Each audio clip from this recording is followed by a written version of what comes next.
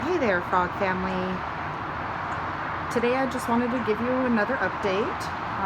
It is day 6 of the coronavirus lockdown, or I call it the Solvera family lockdown, because we kind of self-locked ourselves down a couple of days prior to at least my job closing. But I am trying to stay busy. I think that I'm the one out of my family who's kind of developed a little bit of a schedule. I've been waking up at around 9 or 10 every morning. I kind of honestly let everybody else sleep in. We've been staying up late playing family, games and doing movies and things like that. But I did some trimming yesterday of my bell pepper plants. I trimmed all of this off so the stuff up here can start blooming and getting nutrients up here. Yeah, I also did this bell pepper plant, and see he has a little bell pepper growing over here. I have my blueberries growing over here, and these are strawberries. This container was full of strawberries, and then it started branching out over here and over here. So that's actually all of the same strawberry plant that I did some trimming yesterday. There's a little bit of broccoli and nasturtiums growing in the corner over there. I have a pomegranate tree that my husband's bringing back to life over there. I have a couple of cannabis plants growing here. This one is, poor baby, is suffering, so I don't know if she's gonna live. I got Tinkerbell holding her up, giving her some pixie dust to help keep her alive. And then I have this one over here with my little fairy setup. Got our succulent plants, but really this is my excitement right now. Oh, interesting to see the ship, the big old ship over there, docked. I wonder what that is. But yesterday I had my first almost anxiety attack, or at least a moment of where I realized that there was something not right. My chest started fluttering. I started feeling like I forgot to breathe, and my hands started going numb, and I realized what was happening quickly, and I separated myself from everybody else in the room and just went in the other room, and I grabbed my inhaler because I have asthma right now from allergies and things like that. So there goes the tram. So I just separated myself, and I used my inhaler, and I drank some water, and I took some deep breaths. But I realized how important it is to have your mental health during times like this. I made the mistake of letting the stress get to me yesterday, and I know it's really easy to do. Here, I'll try to get on my stool over here. I know it's really, really easy to do, to let the stress get to us at times like this, but we really have to try to block out what's unnecessary. I went for a small drive yesterday to try to get some of our survival supplies. We're running low on a few household things, so I had to get some food and run a couple of other errands last night, get my medication and things like that. And I realized how bare it is and how many places are closed, and I'm choking up a bit because I'd never seen this in my lifetime. My husband's never seen it in his lifetime, of course. We're really close to the same age, and his parents and my parents haven't seen this either. And so this is new to everyone, and it's just you're just hopeful for the future, to see where this this new journey takes us here. So then I made the mistake of going on my social media and watching too many videos of sad things and bad things happening, and it was just a flood, like an overload of stress coming into my mind.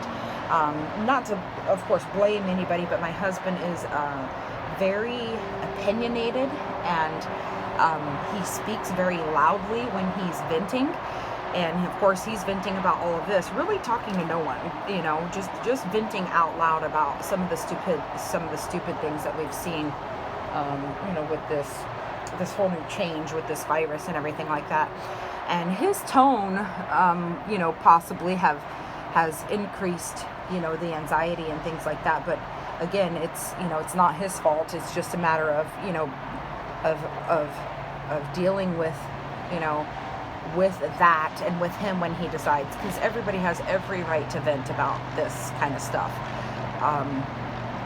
But you know, certain tones and things like that trigger my anxiety. So when I see that, I know I have to try to start distancing myself, which is kind of hard because we are trapped into a 1,000 square foot apartment. So, you know, of course, this is everybody's challenge right now, and I am thankful to be able to have, you know, these people. Some people are trapped at home with nobody, and if anything, one of the only, you know, blessings or you know, good things about that I can think of about this virus is really we've gotten to spend a lot more family time, and you know, most folks need that right now. You know, we needed that, especially my family.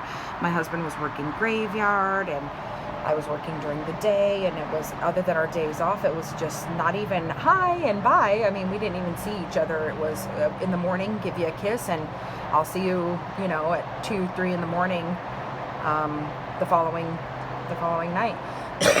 Excuse me. So this was definitely well needed for our family to be able to spend some time with each other, but I didn't want this sort of impact to happen where everything's getting shut down. It's just interesting. I mean, this is so new to us. I have so many mixed feelings about what we're seeing and the possibilities of what could happen and what should happen as well too.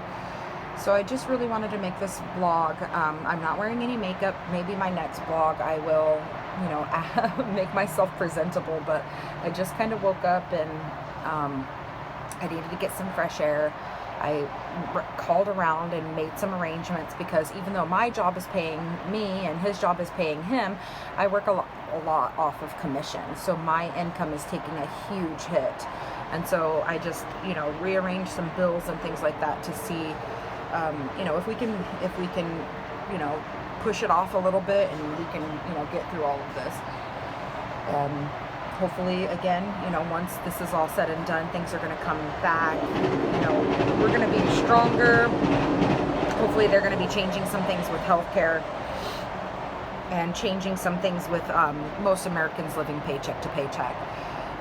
You know, it's interesting, and I don't like to bring politics up on social media or anything like that, but it is interesting to me how the president was saying that this is the strongest economy that we've ever had, but yet a day earlier admitting that most Americans are living paycheck to paycheck.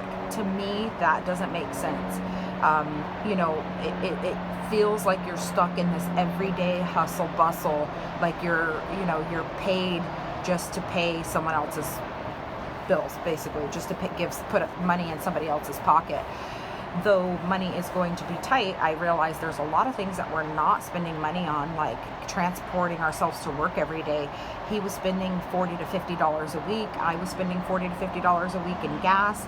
Our lunch and our breakfast money for the day for work. I mean, it piles up.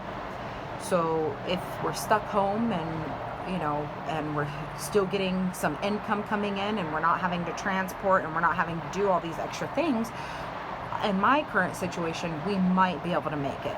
We might be able to get by without having to, you know, have it financially at least impact our, you know, our home and our household too much.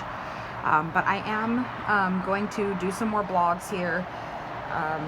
So keep an eye out for some, you know, day-to-day coronavirus lockdown blogs here.